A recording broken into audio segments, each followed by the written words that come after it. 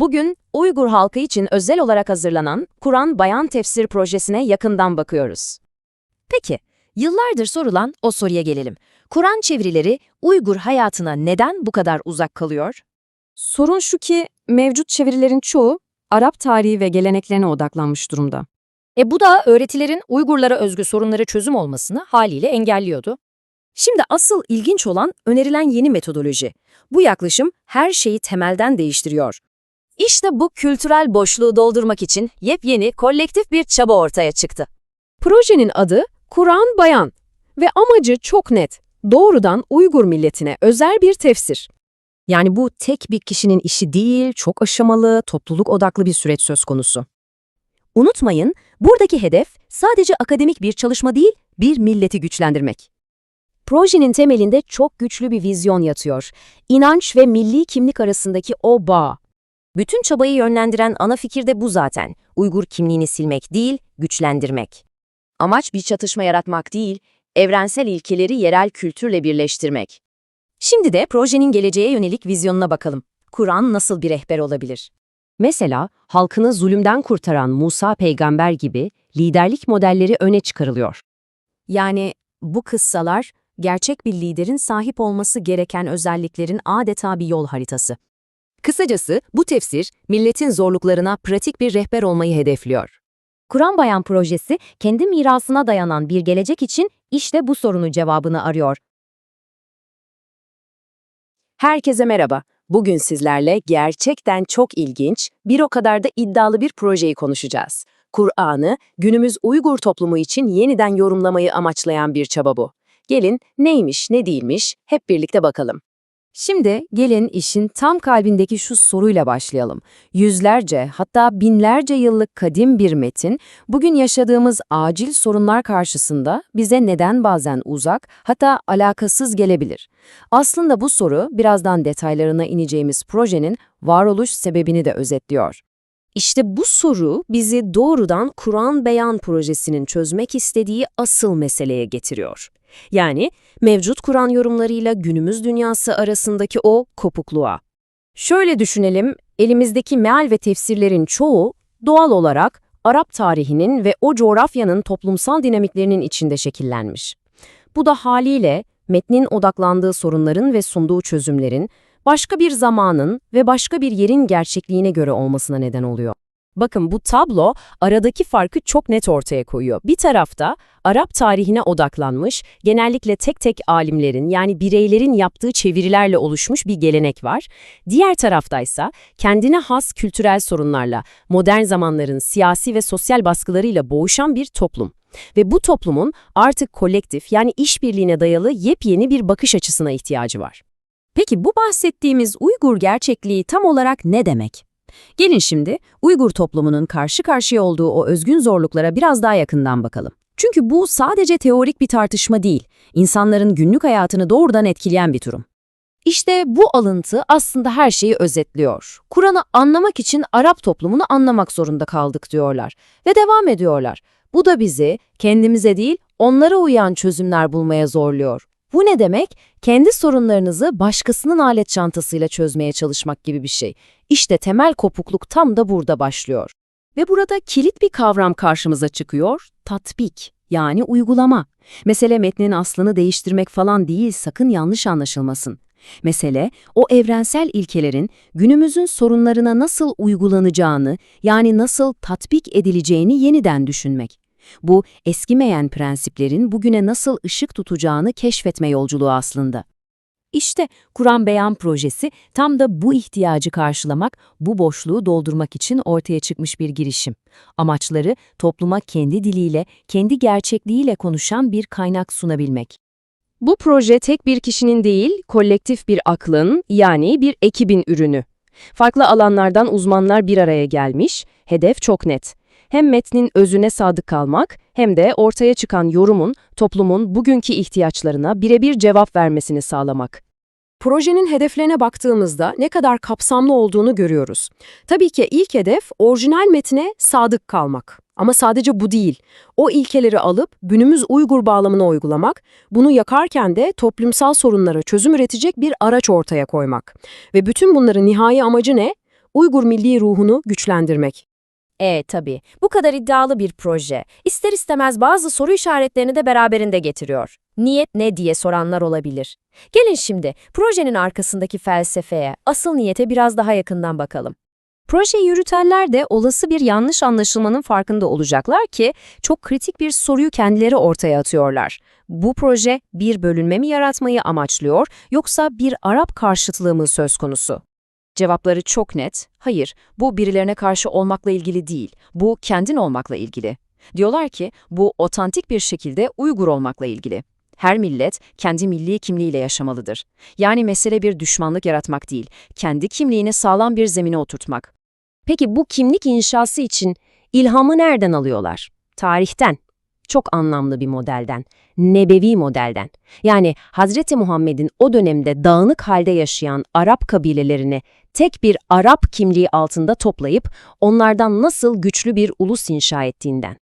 İşte projenin temel mantığı da tam olarak bu. Tıpkı peygamberin Kur'an'ın evrensel ilkeleriyle dağınık kabileleri birleştirmesi gibi bu projede aynı ilkeleri kullanarak Uygur halkını birleştirmeyi ve güçlendirmeyi hedefliyor. Yani tarihsel bir başarı modelini bugünün ihtiyaçları için bir yol haritasına dönüştürmeye çalışıyorlar. Güzel, felsefeyi anladık. Ama bütün bunlar teori. Peki bu teori günümüzün o can yakan gerçek sorunlarına çözüm bulmak için nasıl pratik bir araca dönüşecek? Yani o köprü nasıl kurulacak? İşte projenin en yenilikçi taraflarından biri de burası belki de. Geçmişteki hikayelere, kıssalara, bugünün gözüyle yeniden bakmak. Onlardan sadece tarihi dersler değil, bugünün dünyası için stratejiler çıkarmak. Mesela Hz. Musa'nın hikayesi artık sadece geçmişte yaşanmış bir olay değil, baskı ve zulüme karşı bir liderlik modeline dönüşüyor. Adaletle ilgili ilkeler, gelecekte kurulacak bir toplum için bir taslak, bir anayasa metni gibi okunuyor. Yani bu anlatılar birer vaka analizine, strateji dersine dönüşüyor. Projenin ulaşmak istediği etkiyi 3 basit adımda özetleyebiliriz. Her şey metni yeni bir gözle, bir Uygur merceğinden okumakla başlıyor. Bu yeni anlayış doğal olarak topluma özgü, yani ilgili çözümler üretmeyi sağlıyor. Ve bu çözümlerin nihai hedefi ne? Çok daha güçlü, birlik içinde dayanıklı bir ulus inşa etmek. Sonuç olarak şunu kavramak çok önemli. Kur'an ve Yan projesinin amacı sadece bir kitap basıp rafa koymak değil. Asıl hedef, kültürel bir hayatta kalma mücadelesi için, ulusal bir direniş için, yaşayan, nefes alan, sürekli başvurulacak bir araç, bir rehber yaratmak.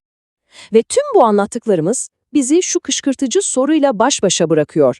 Ya bir toplumun elindeki en kadim metin aslında en yeni, en karmaşık sorunlarını çözmenin anahtarını içinde barındırıyorsa? Belki de en modern çözümler, en iyi bildiğimiz kaynakların derinliklerinde yeniden keşfedilmeyi bekliyordur. Elimizdeki kaynaklara hoş geldiniz. Bugün masamızda gerçekten sıra dışı bir malzeme var. Bu, bir halkın kutsal kitabını adeta yeniden keşfetme hikayesini anlatan bir program dökümü. Konumuz, Uygurca hazırlanan yepyeni bir Kur'an çevirisi ve tefsiri projesi. Şimdi ilk başta bu kulağa oldukça akademik, belki sadece ilahiyatçıları ilgilendiren bir konu gibi gelebilir. Ama bize gönderdiğin bu dökümü okuyunca anladım ki, bu çok daha fazlası. Bu bir halkın kendi kimliğini, dilini ve en önemlisi güncel sorunlarını kutsal bir metin üzerinden yeniden anlamlandırma çabasının manifestosu gibi. Aklıma hemen şu soru geldi. Piyasada zaten çeviriler varken neden böylesine devasa bir işe girişilmiş? Yani bir çeviri bir milletin geleceğini nasıl şekillendirebilir? Bence bu konuyu enine boyuna bir konuşalım. Konuya harika bir yerden girdin çünkü projenin tam da çıkış noktası bu. Mevcut çeviriler neden yeterli değil? Projeyi yürüten ekibin temel argümanı şu: bugüne kadar yapılmış çevirilerin ve tefsirlerin ezici bir çoğunluğu, metnin indiği coğrafyanın, yani Arap toplumunun tarihsel ve kültürel kodlarıyla yazılmış. Bu metinler o dönemin rivayetlerini, sosyal yapısını, hani o kabileler arası ilişkileri temel alıyor. Ekip diyor ki, bu durumun şöyle bir yan etkisi var. Metni bu şekilde okuyan bir Uygur aydını veya sıradan bir okur, farkında olmadan meselelere bir Arap gibi bakmaya, olayları Arap toplumunun gözünden yorumlamaya başlıyor. Anladım. Yani bu bir nevi kültürel bir gözlük takmak gibi. Metni okurken aslında farkında olmadan başka bir kültürün gözlüğünü takıyorsunuz ve dünyayı, hatta kendi toplumunuzu bile o gözlükten görüyorsunuz. Tam olarak öyle. Bu durumda metinden çıkarılan dersler ve çözümler de sizin toplumunuzun gerçek sorunlarına değil, o gözlüğün ait olduğu toplumun sorunlarına yönelik oluyor. Aynen öyle. Projenin metninde bu durum kendi derdine derman olamama hali olarak tanımlanıyor.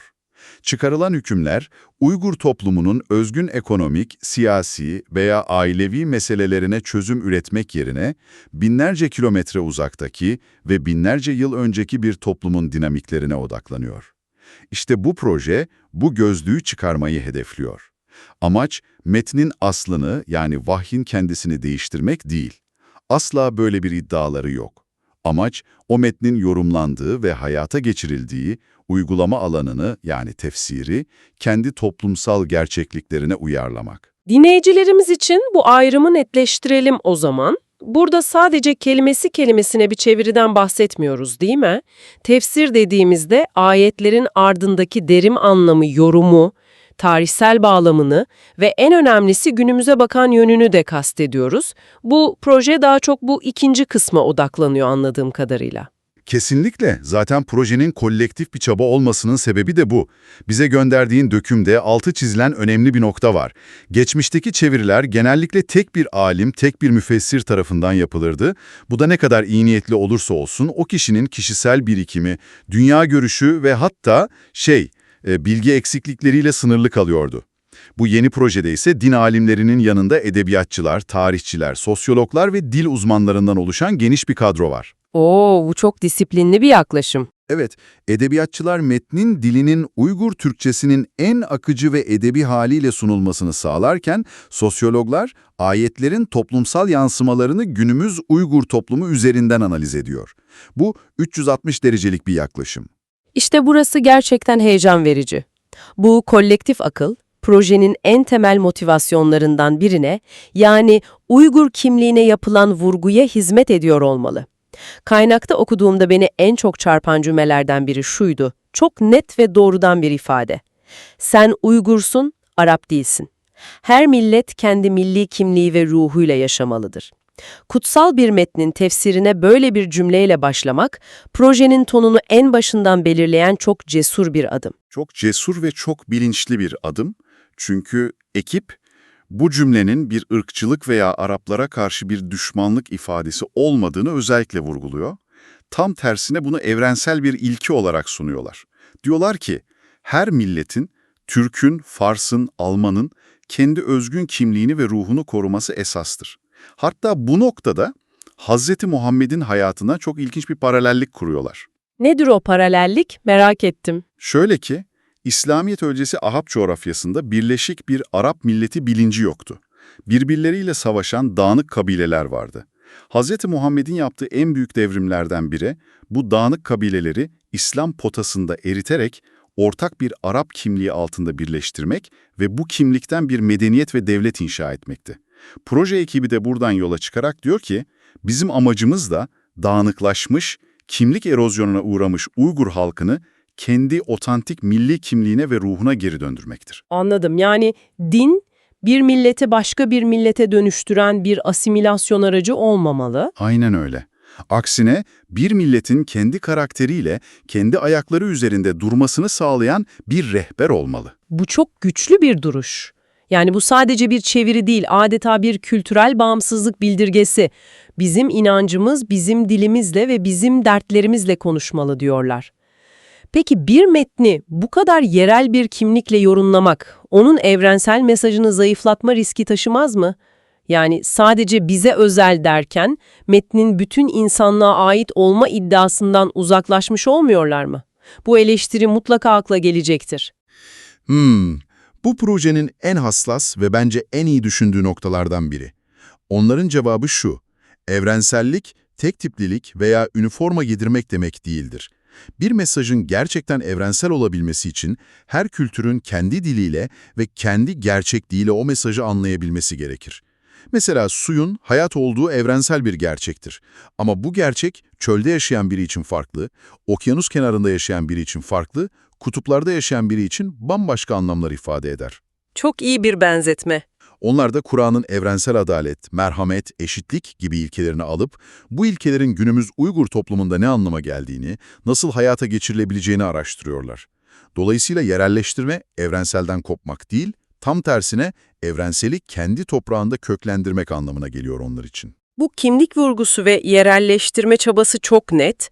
Peki bu yeni bakış açısı metnin içindeki somut konulara nasıl yansıyor? Mesela ele aldıkları peygamber kıssaları veya toplumsal kurallarda bu süzgeçten mi geçiyor? Kaynak metne göre ele alınacak konular oldukça geniş görünüyor. Kesinlikle geçiyor. Örneğin, Kur'an'daki peygamber kıssalarının artık sadece yatmadan önce çocuklara anlatılan masallar ya da ibretlik tarihi hikayeler olarak değil, her biri birer toplumsal proje, birer strateji belgesi olarak okunması gerektiğini savunuyorlar. Mesela Hz. Musa kıssasını ele alıyorlar. Geleneksel tefsirler genellikle neye odaklanır? Mucizelere, asanın yılana dönüşmesi, denizin yarılması gibi. Evet. Genelde hep o mucize boyutu öne çıkarılır. Bu projede ise bambaşka bir okuma öneriliyor. Diyorlar ki, Hazreti Musa kıssası bir halkın zulümden kurtuluşunun sosyolojik ve psikolojik bir analizidir. Şu soruları soruyorlar. Yüzyıllarca köle olarak yaşamış bir toplumu özgürlüğe ikna etmek nasıl mümkün oldu?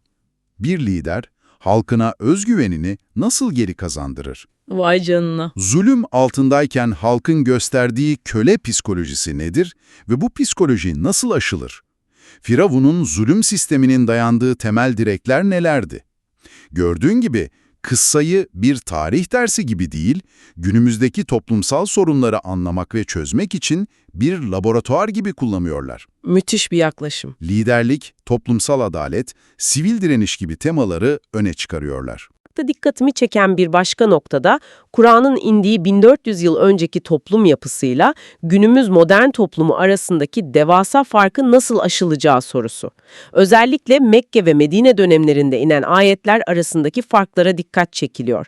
Bu ayrım neden bu kadar önemli peki? Bu ayrım projenin temel direklerinden biri. Çünkü bu dinin evrimini ve toplumsal koşullara göre nasıl farklı öncelikler belirlediğini gösteriyor. Şöyle açıklıyorlar, Mekke dönemi bir inancın doğuş süreci. Müslümanlar azınlıkta, güçsüz ve baskı altındalar. Dolayısıyla o dönemde inen ayetler daha çok inancın temellerine odaklanıyor. Allah'ın birliği, ahlaki ilkeler, sabır, direniş gibi konular.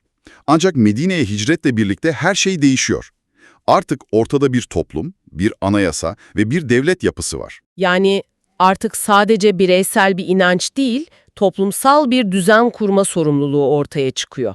Tam olarak bu. Medine döneminde inen ayetler artık hukuktan, siyasetten, ekonomiden, adaletin tesisinden, farklı inanç gruplarıyla bir arada yaşama kurallarından bahsediyor. Proje ekibi diyor ki, eğer siz bu iki dönemin ruhunu ve önceliklerini doğru analiz edemezseniz, dini sadece bireysel bir vicdan meselesi olarak görürsünüz. Halbuki Medine dönemi, İslam'ın aynı zamanda bir toplum ve medeniyet projesi olduğunu gösterir. Onların amacı da bu medeniyet projesinin temel ilkelerini alıp 21. yüzyıl Uygur toplumu için bir yol haritası çizebilmek. Projenin vizyonu gerçekten çok geniş. Sadece dini bir metni anlamakla kalmıyor, o metinden yola çıkarak bir toplum tasavvuru ortaya koyuyor.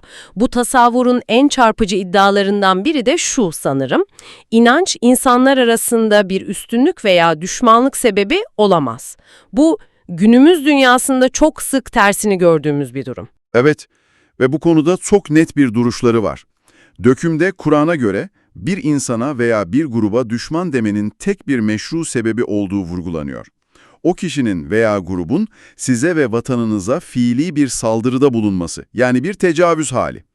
Bunun dışında birinin inancı, felsefesi veya yaşam tarzı farklı diye ona düşman denilemeyeceğini, onu ötekileştirmenin veya ona hakaret etmenin Kur'an'ın ruhuna tamamen aykırı olduğunu söylüyorlar. Bu aslında kendi toplumları içindeki birliği sağlamak için de bir çağrı. Farklı görüşlere sahip olsalar bile ortak bir amaç etrafında birleşebilmeleri için bir zemin hazırlıyor. Kesinlikle. Hedefin farklı düşünen insanları şeytanlaştırmak değil, Uygur toplumunun kendi içindeki ve dünyadaki sorunlarına Kur'an'ın evrensel adalet, liyakat ve meşveret gibi ilkeleriyle ortak çözümler aramak olduğu belirtiliyor. Bu yüzden başta söylediğin şeye geri dönüyoruz. Bu çalışma sadece bir metin çevirisi değil, bu aynı zamanda bir medeniyet projesi, bir toplumsal barış çağrısı ve bir gelecek tasavvuru sunma iddiası taşıyor. Bu, bir metnin tozlu raflardan indirilip, yaşayan, nefes alan ve bir halkın geleceğine ışık tutan bir rehbere dönüştürülme çabası. Bu gerçekten de bir metin çevresinin çok ötesinde bir hedef. Aslında bir milletin geleceğine dair bir yol haritası çizmeye çalışıyorlar desek yanlış olmaz. Bu derinlemesine incelemenin sonunda aklıma şu soru takılıyor. Bir metnin evrensel mesajıyla o metni okuyan bir kültürün kendine özgü kimliği ve ihtiyaçları arasındaki o hassas denge nasıl kurulur? Bir metin aynı anda hem bütün insanlığa seslenip hem de belirli bir topluma sanki sadece sana özel yazılmış gibi nasıl konuşabilir? Projenin başarısı belki de bu zor sorunun cevabında gizli. Bu üzerine epey kafa yormaya değer bir soru. Bu bölümde Kur'an'ı modern Uygur toplumunun sorunlarına odaklanarak yeniden yorumlamaya amaçlayan yeni bir programın giriş bölümünü inceliyoruz. Evet, metnin okuduğumda beni ilk etkileyen şey projenin arkasındaki o misyonun netliği ve aciliyeti oldu.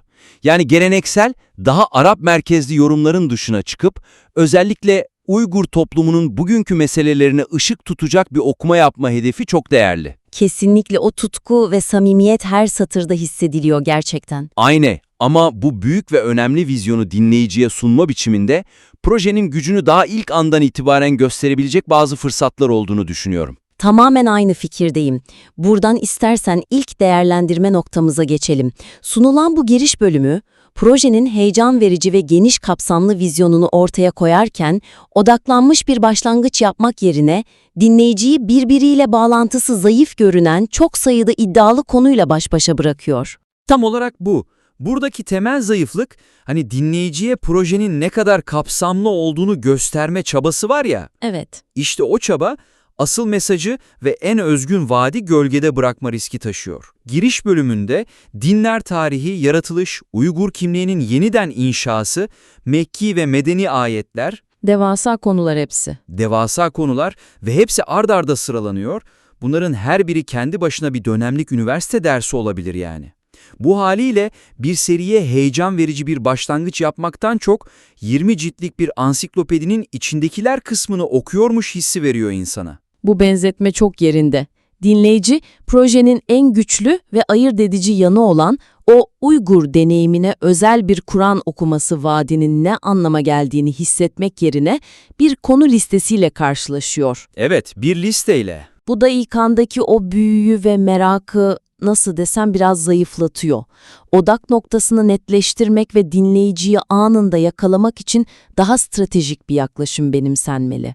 Peki bu nasıl yapılabilir? Yani benim aklıma gelen öneri şu, girişi projenin o temel ve benzersiz değerini hemen sergileyecek şekilde yeniden kurgulamak, gelecekte işlenecek tüm konuları listelemek yerine bu yorumun neden farklı ve Uygur toplumu için neden bu kadar hayati olduğunu gösteren tek bir güçlü, somut örnekle başlamak. Anlatmak yerine göstermek ilkesini devreye sokmak lazım. Harika bir fikir. Mesela program doğrudan güncel bir Uygur toplumsal meselesiyle başlayabilir. Diyelim ki diaspora koşullarında kültürel kimliği ve dili koruma mücadelesi gibi son derece somut bir problem. Evet, çok gerçek bir sorun. Hemen ardından da belirli bir ayetin veya Kur'an'daki bir kıssanın bu konuya nasıl daha önce hiç düşünülmemiş güçlendirici bir bakış açısı getirdiği gösterilebilir. İşte o zaman vaat anında gerçeğe dönüşür. Ya da metinde bahsedilen başka bir konuyu ele alalım. Musa peygamberin hayatından liderlik dersleri çıkarılacağından bahsediliyor. Bu çok genel bir ifade. Çok genel, evet.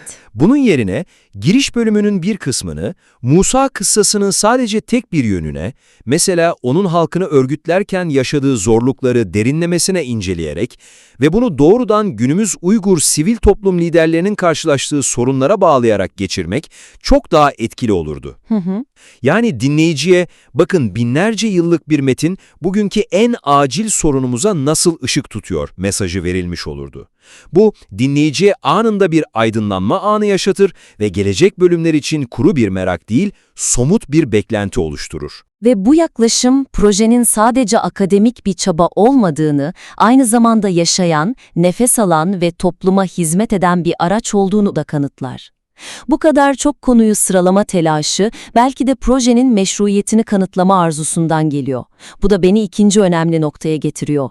Metinin genel tonu. Evet, bu konu listesiyle yaratılan dağınıklık hissi sanki bir özgüven eksikliğinin de habercisi gibi. Ben de fark ettim ki metin sadece ne yapacağını değil, ne yapmadığını da sürekli anlatmaya çalışıyor. Bu da bizi doğrudan ikinci eleştiriye, yani metnin savunmacı diline getiriyor. Aynen. Projenin özgünlüğünü ve gerekliliğini vurgulamak yerine metin önemli bir zamanı olası eleştirilere karşı savunma yaparak geçiriyor. Bu durum projenin özgüvenini zayıflatabilir ve dinleyicinin odağını asıl hedeften uzaklaştırabilir. Kesinlikle. Metinde sıkça amacımız Araplarla düşmanlık yaratmak değil veya bizimki diğer Müslümanlara karşı bir hareket değil gibi ifadelere rastlıyoruz. Niyetin gelebilecek eleştirileri baştan savuşturmak olduğu çok açık. Tabii, niyet iyi. Niyet iyi ama bu savunmacı dil farkında olmadan projenin otoritesini zayıflatıyor. Bu şuna benziyor. Yeni bir restoran açıyorsun ve menünde yemeklerimiz taze, zehirli değil yazıyor. Kimse bunu düşünmezken sen bu şüpheyi akıllara sokmuş oluyorsun. Çok doğru bir benzetme. Bu dil, dinleyiciyi henüz sahip bile olmadığı eleştirel bir pozisyona zorluyor. Daha da önemlisi, konuşmanın odağını projenin hizmet etmeyi amaçladığı Uygur toplumundan alıp potansiyel ve hatta hayali eleştirmenlere kaydırıyor. Evet. Adeta salondaki davetlilerle konuşmak yerine sürekli kapıdaki muhtemel protestoculara laf yetiştiriliyor. Bu da projenin enerjisini ve odağını yanlış yere yönlendiriyor. Peki çözüm ne olabilir burada? Öneri, dinleyicinin zaten projeyi desteklediği ve anlamak için orada olduğu varsayımıyla çok daha emin ve ileriye dönük bir üslup benimsemek. Yani projeyi Arap merkezli yorumlara bir tepki veya onlardan bir kopuş olarak değil, Uygur kültürünü ve maneviyatını zenginleştirmek için atılan proaktif, olumlu ve özgün bir adım olarak konumlandırmak çok daha güçlü bir etki yaratır. Yani projenin meşruiyeti sunduğu pozitif değerde saklı olmalı, hayali eleştirilere karşı yaptığı savunmalarda değil. Kesinlikle. Mesela Araplarla sorun yaratmaya çalışmıyoruz gibi negatif ve savunmacı bir cümle yerine şey denebilir. Her kültürün ilahi mesajı kendi dilinin zenginliğinde ve kendi tarihsel bağlamında duyma hakkı ve sorumluluğu vardır. Biz Uygur halkı için bu evrensel sorumluluğu yerine getiriyoruz. Aradaki fark muazzam. İlk ifade bir özür beyanı gibi dururken, ikincisi bir misyon beyanı. Doğru. İkinci yaklaşım, tartışmayı başkalarının belirlediği bir zeminden alıp, projenin kendi kurduğu pozitif ve yapıcı bir zemine çeker. Bu sadece bir üslup değişikliği değil, bir duruş değişikliği. Projenin kendine olan inancını gösterir. Ve bu kendinden emin duruşu sergilemenin en etkili yolu da vaat edilen o eşsiz yöntemin ne kadar güçlü olduğunu lafta bırakmayıp göstermektir. Bu da bizi doğrudan üçüncü ve belki de en önemli eleştiriye getiriyor. Evet, şimdiye kadar konuştuklarımız, yani dağınık odak ve savunmacı ton, aslında bu üçüncü noktanın zayıflığından besleniyor olabilir. Eğer yönteminin gücünü en başta gösterirsen, ne başka konuları listelemeye ne de kendini savunmaya ihtiyaç duyarsın. Çok doğru. Program, Kur'an'ı modern Uygur gerçekliğine uygulama konusunda yenilikçi bir yaklaşım vaat etse de bu analitik yöntemin pratikte nasıl işleyeceğine dair somut bir örnek sunmayarak dinleyiciyi soyut bir vaatle baş başa bırakıyor. Bu çok kritik bir nokta. Dinleyiciye sürekli bu yorumun farklı, pratik ve çözüm odaklı olacağı söyleniyor. Giriş bölümü projenin ne olduğunu ve neden yapıldığını uzun uzun anlatıyor. Fakat nasıl yapılacağımı göstermeyi ihmal ediyor. Evet. Dinleyici, evet bu harika bir fikir, tam da ihtiyacımız olan şey bu, diyor ama peki bu pratikte neye benziyor, nasıl çalışıyor sorusunun cevabını alamıyor. Bu durum, programın sunduğu o eşsiz değeri dinleyicinin zihninde teorik bir kavram olarak bırakıyor. Bu da gelecek bölümlere dair merakı ve heyecanı tam olarak ateşleyemiyor. Somut bir kanıt olmadan en parlak vaat bile havada kalabilir. Dinleyicinin zihninde bir köprü kurmak gerekiyor. Projenin vizyonuyla o vizyonun hayata geçmiş hali arasında. Peki bu köprüyü nasıl kurabiliriz? Öneri, o vaat edilen analitik yöntemin nasıl işlediğini gösteren kısa ama etkili bir, örnek olay incelemesini doğrudan giriş bölümüne entegre etmek. İşte bu, projeyi soyut bir fikirden dinleyicinin zihninde somut, değerli ve kullanışlı bir araca dönüştürecektir. Mesela Kur'an'daki sabır kavramını ele alalım. Bu kavram geleneksel yorumlarda genellikle bireysel, pasif bir bekleyiş veya katlanma durumu olarak yorumlanır, değil mi? Genellikle öyle, evet. Giriş bölümü bu geleneksel yorumu kısaca hatırlattıktan sonra bu kavramı Uygur deneyimi merceğinden yeniden yorumlayabilir. Şöyle bir analiz yapılabilir. Peki sabır sadece bir birey için değil, varoluşsal tehditlerle yüzleşen bir ulus için ne anlama gelir?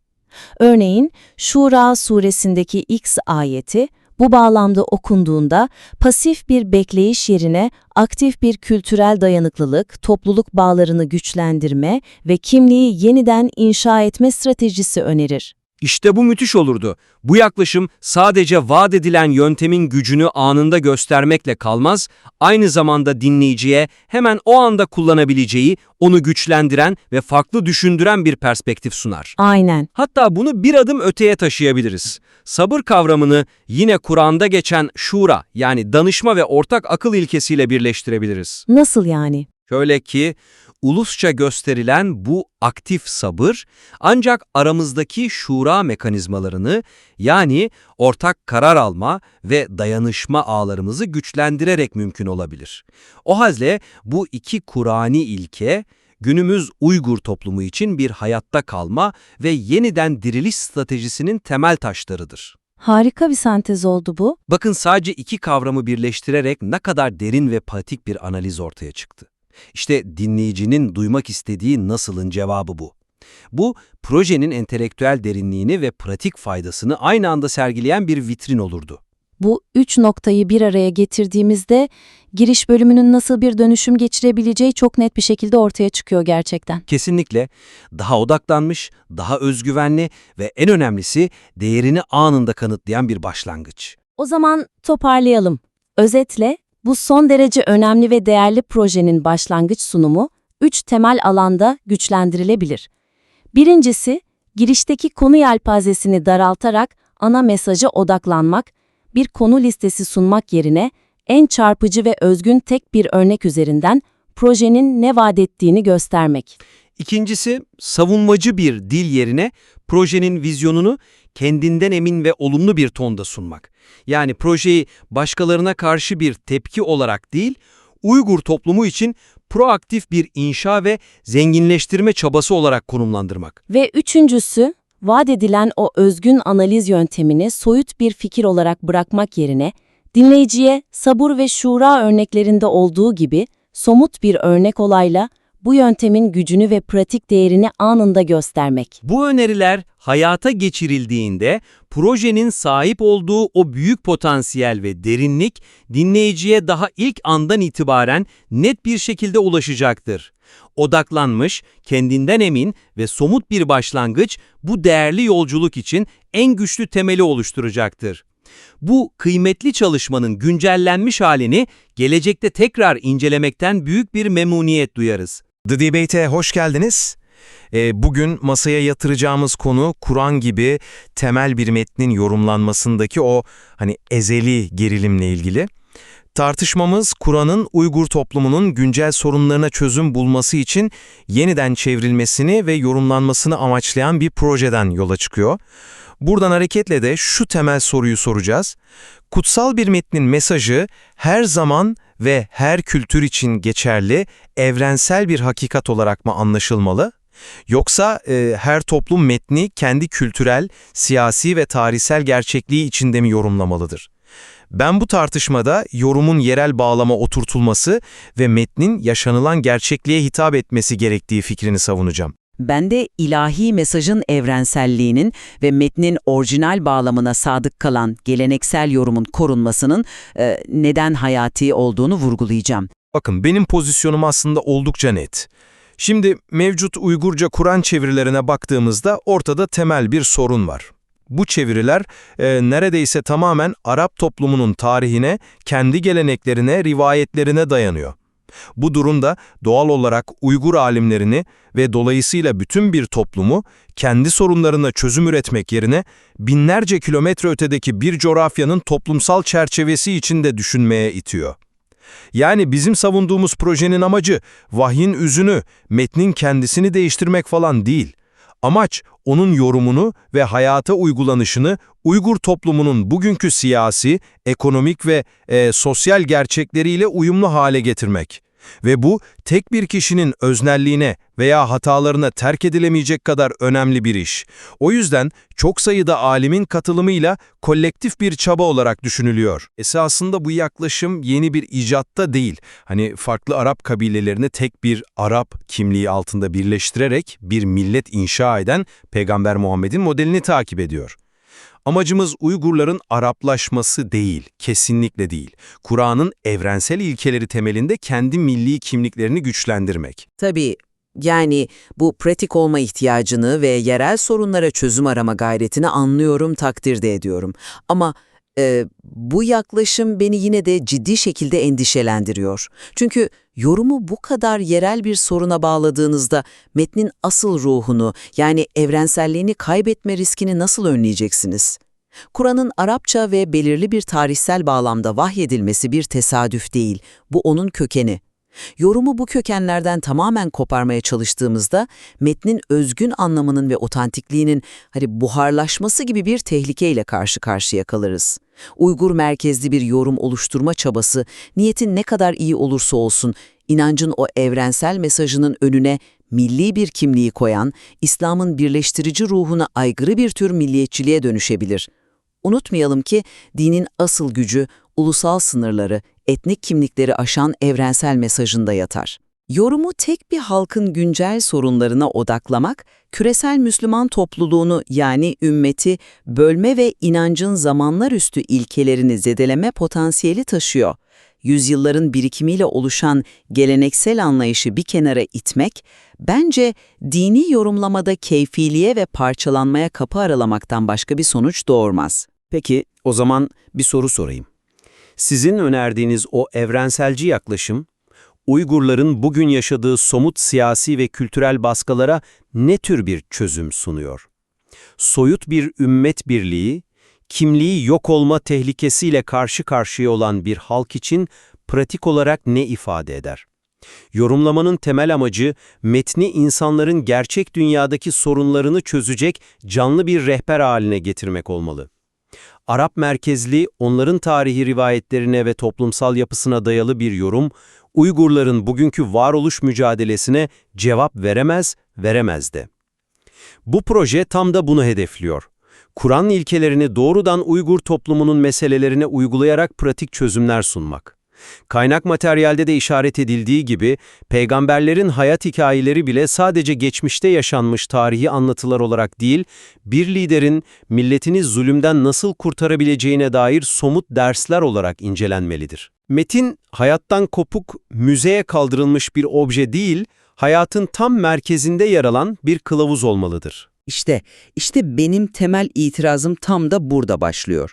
Metni bir liderin milletini kurtarma kılavuzu olarak okumaya başladığınız anda yorumlamanın amacını, ilahi iradeyi anlamaktan çıkarıp onu belirli bir ulusal gündemin aracına dönüştürmüş oluyorsunuz. Yani bu metne kendi beklentilerimizi ve ideolojimizi yansıtmaktır. Bu noktada artık yorum yapmıyoruz, adeta metni kendi ideolojimize göre yeniden yazıyoruz, değil mi? Çağdaş siyasi hedefleri metne sadakatin önüne koymak, metnin dünyevi amaçlar için manipüle edilmesinin kapısını sonuna kadar açar.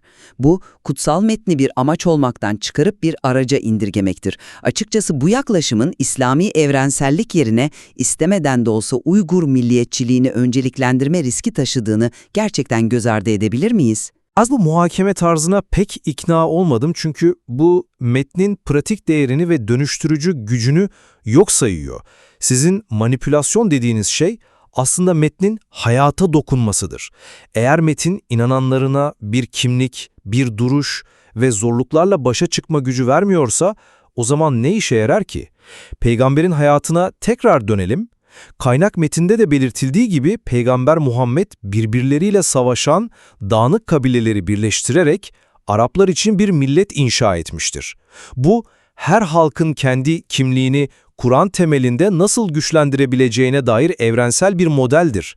Bu, dini ideolojik bir araç yapmak değil, onun millet inşa edici, toplumu dönüştürücü gücünü kabul etmektir.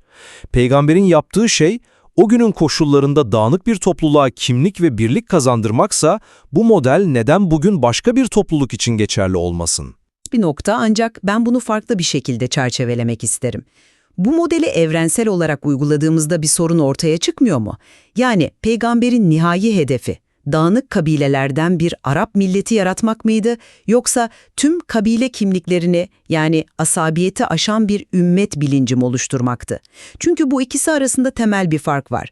Bence peygamber insanları Arap kimliği altında değil, İslam sancağı altında birleştirdi. Arap dili ve kültürü o günün koşullarında bir araçtı. Hedef ise kabileciliği aşan evrensel bir ümmetti. Yani asıl devrim Arap kimliğinin yüceltilmesi değil, tüm kimliklerin üzerinde Müslüman kimliğinin tesis edilmesiydi. Dini kimliği Uygur özelinde bu kadar güçlü bir şekilde yeniden tanımlayarak aracı hedefin önüne koyma ve diğer Müslüman topluluklarla aramıza manevi bir mesafe koyma riski doğmaz mı? Kimliğiyle iç içe geçmişti. Dili Arapça, ilk toplumu Arap'tı. Yani bu ikisini birbirinden ayırmak biraz anakronik bir çaba olmaz mı?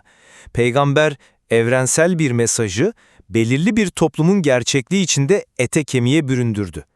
Bizim yapmaya çalıştığımız da bundan farklı bir şey değil ki. Evrensel ilkeleri alıp Uygur toplumunun gerçekliği içinde hayata geçirmek. Ümmet bilinci, kendi kimliğini inkar etmiş, köksüzleşmiş toplulukların bir araya gelmesiyle oluşmaz. Aksine, kendi kimliğinin farkında olan, özgüvenli ve güçlü toplulukların oluşturduğu bir birliktir.